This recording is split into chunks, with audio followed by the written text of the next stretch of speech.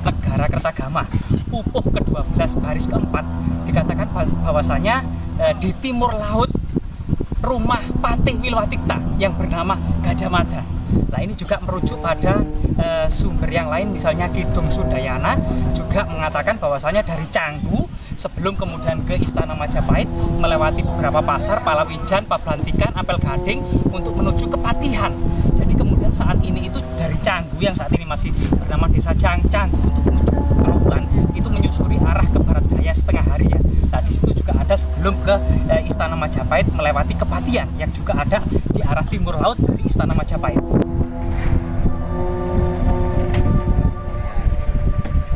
Untuk bagian ruang, ada ruang-ruang yang dibagi dengan sekat. Tapi yang tersisa kan untuk ruang yang lain kan hanya tinggal fondasi ya. Sementara kalau tempat di sini kelihatan ada isian-isian di tengahnya, dan pola itu kita jumpai di beberapa situs yang pernah kita gali, misalnya Kliterejo. Oke guys, jangan lupa like, subscribe, dan komen ya kan.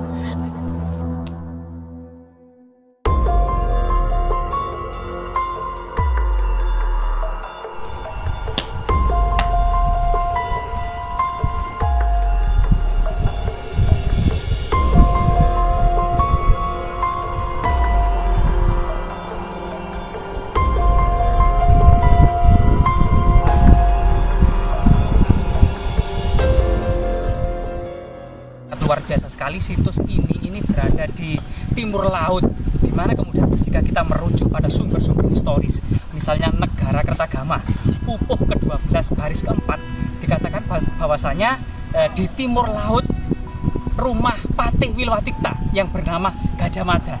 Nah, ini juga merujuk pada sumber yang lain, misalnya Kidung Sundayana juga mengatakan bahwasanya dari Canggu sebelum kemudian ke Istana Majapahit melewati beberapa pasar, Palawijan, Pablantikan, Apel Gading untuk menuju ke Patihan. Jadi kemudian saat ini itu dari Canggu yang saat ini masih bernama Desa Canggu untuk menuju Pelabuhan itu menyusuri arah ke barat daya setengah hari ya. Nah, di situ juga ada sebelum ke Istana Majapahit melewati Kepatihan yang juga ada di arah timur laut dari Istana Majapahit. Begitu juga kemudian sumber yang lainnya ya, misalnya Yin Yesen Lang juga diidentifikasi daerah ini sangat identik dengan ibu kota kerajaan Majapahit sisi timur, dan ini beberapa sumber fakta historis. Dan dalam keadaan seperti ini, kalau memang ini merupakan rumah dari Mahapati Gajah Mada, tentu masyarakat Watasumpak wajib berbangga, terutama masyarakat Mojokerto wajib berbangga karena ini merupakan jejak rumah seorang negarawan hebat yang bernama Gajah Mada, yang merupakan pahlawan nasional yang menyatukan Nusantara dengan semboyan Sumpah Palapa. Siroh Gajah Mada, Patih Amangkubumi, lamun buwus kala Nusantara, esun amukti palapa, lamun buwus kala ring Burun, ring Seram, ring Pahang, ring Tanjung Pura, ring Haru, ring Bali, ring Sunda, ring Palembang, ring Tumasik, sampurun esun amukti palapa. Inilah kemudian negara-negara kuno di Nusantara pada abad ke-14 ini merupakan negara-negara yang pernah disatukan oleh Mahapati Gajah Mada. Tentu untuk membawa kejayaan dan kesuksesan Gajah Mada ini penuh perjuangan, tidak duduk-duduk saja. Sebagai generasi muda untuk melanjutkan kembali kejayaan Majapahit tentunya penuh pengorbanan dan penuh perjuangan. Jasmine, jangan sekali-kali melupakan sejarah.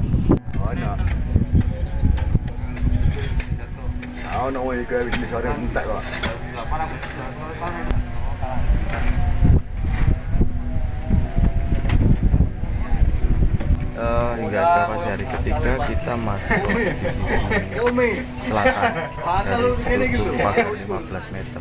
Kita duga sementara ini menjadi masih ke arah pagar ya, 15 meter dari barat ke timur, lalu kemudian di ujungnya berbelok ke selatan yang tahap pertama kemarin kita ekskavasi gitu. Selanjutnya di hingga hari ketiga ini ternyata memang struktur yang sudah kita temukan yang ada ke arah selatan sekitar 2,5 hingga 3 meter itu ada struktur pola yang kemudian berbelok lagi ke arah barat. Jadi memang dugaan kita di awal memang ada pola ruang yang membagi ruang dari sisi utara itu, kemudian di selatan memang ada ruang lagi di sisi selatan. Cuma untuk terkait dengan sistem teknologi pengerjaannya, di sini kita temukan banyak yang menggunakan pola berspesi, sementara yang yang ujung dari sebelah barat itu strukturnya dengan sistem kosong. Sayangnya cuma tertinggal 3-4 lapis. Itu yang kemudian menjadi pertanyaan bagi kita, apakah struktur pagar struktur yang tinggi yang berada di sebelah utara ini, di sisi selatan ini, apakah dia berkonteks dengan strukturnya yang kosong? Itu menjadi tanda tanya karena memang struktur yang kosong itu terbelah, jadi ada pola yang terpenggal karena ada struktur panjang ini. Dan ini juga pertanyaan lagi, kalau struktur ini tinggi, kalau kita melihat struktur ini tinggi kurang lebih ada sekitar 1,5 meteran atau bahkan sampai ada 2 meter, ini ada kecenderungan beberapa struktur yang dulunya tinggi ini telah roboh. Robohannya itu masif dan masih tertata ya. Ini menjadi pertanyaan, kenapa ada pola yang panjang lalu strukturnya itu tinggi, kok dia tidak ada perkuatan di situ? Itu yang jadi catatan kita. Kemarin kita menduga masih ada pola struktur itu punya kekuatan gitu yang ada di bawah, tapi ternyata kita hingga hari ketiga ekskavasi tahap kedua ini belum kita temukan indikasi itu. Sementara dari sebelah selatannya itu ada struktur baru lagi dan membentuk pola juga.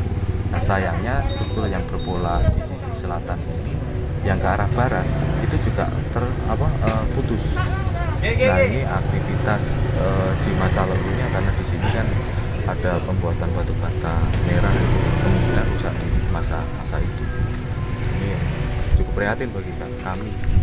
Mas, bicara soal roboh, apa memang karena faktor alam atau seperti apa, Mas? Tentu kalau melihat dari konstruksi batanya yang tinggi dan dia kurang lebih sekitar 70 cm untuk tebalnya, lalu kemudian di sebelah utaranya yang sekarang menjadi makom ini kan tanahnya tinggi, otomatis kalau tidak ada kekuatan tanah itu kan bergerak ke arah selatan misalnya, ini jelas akan mendesak. Buktinya kita melihat bahwa struktur ini kan agak melesak dan miring ke arah selatan gitu.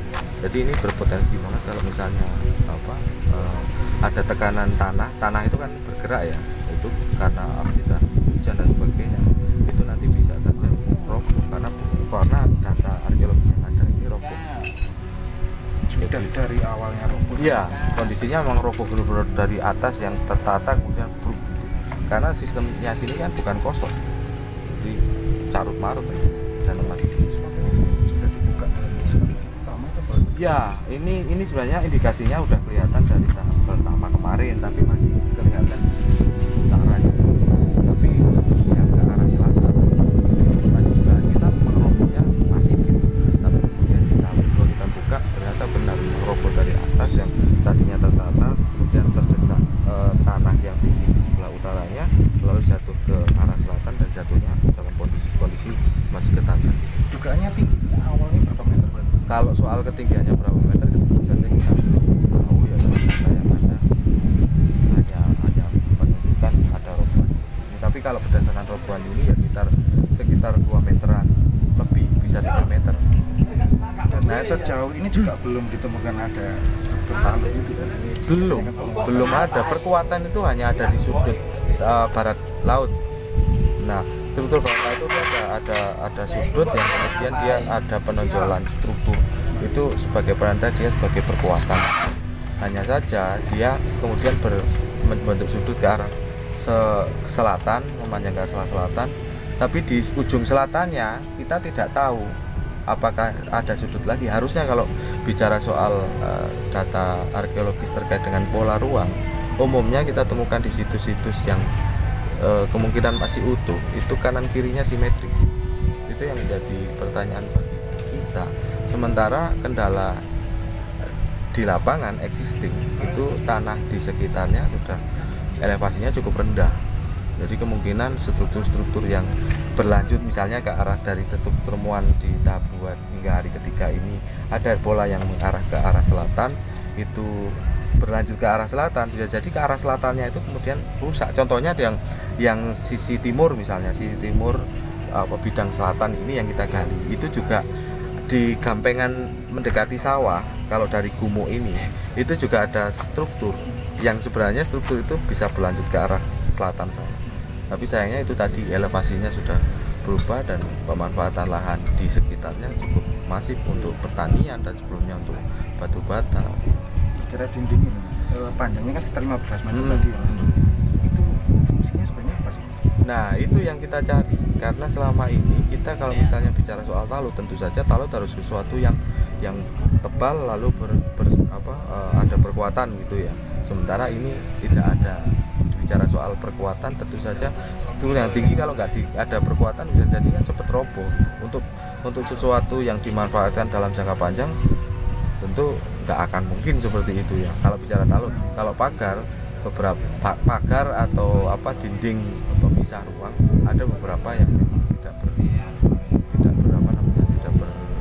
berperkuatan, tapi dia harus tebal. Nah, ini yang kita temukan ini lebarnya kurang lebih 60 sampai 70. Bisa diartikan ini pembatas pemukiman antara satu pemukiman. Untuk sementara ini seperti itu. Untuk bagian ruang ada ruang-ruang yang dibagi dengan sekat. Tapi yang tersisa kan untuk ruang yang lain kan hanya tinggal fondasi ya. Sementara kalau tempat di sini kelihatan ada isian-isian di tengahnya, dan pula itu kita jumpai di beberapa situs yang pernah kita gali, misalnya Klinterejo, terus lalu Bumitir, itu juga kita temukan pola. Bisa diartikan di sini ada beberapa hunian, maksudnya nggak ada satu tapi ada beberapa. Kemungkinan kita tidak bisa mengatakan itu hunian apa gitu ya, tapi yang jelas ada ruang-ruang di sini, pembagian ruang yang fungsinya kita juga masih perlu data yang kuat. Sementara kan data faktual yang kita temukan memang kebanyakan barang-barang yang sifatnya kebutuhan sehari-hari, ya, mangkok itu jumlahnya cukup banyak ya, dari porselen terus tembikar gitu juga banyak. Kalau sasaran gali atau titik gali yang di ekskavasi tahap 2 ini sebenarnya berapa kotak gali? Kalau total sementara ini yang kita gali ada sekitar 20-an kotak. Di sisi mana tadi? Di sisi selatan ini. Karena kemarin kan kita nggak melakukan pendalaman seperti apa sih level strukturnya, berapa lapis strukturnya. Sementara kemarin itu tahap pertama kita masih lihat potensinya dengan melihat denanya. Untuk saat ini kita melihat pendalamannya sampai sebatas mana struktur itu. Dengan melihat kedalaman struktur, maka kita akan melihat di masa lalunya elevasinya seperti apa, apakah dia dengan sistem pemanfaatan landscape, jadi ada yang tinggi dia memanfaatkan lebih tinggi, atau di tempat rendah dia akan memanfaatkan yang lebih rendah gitu. Kita lihat dari sisi itu.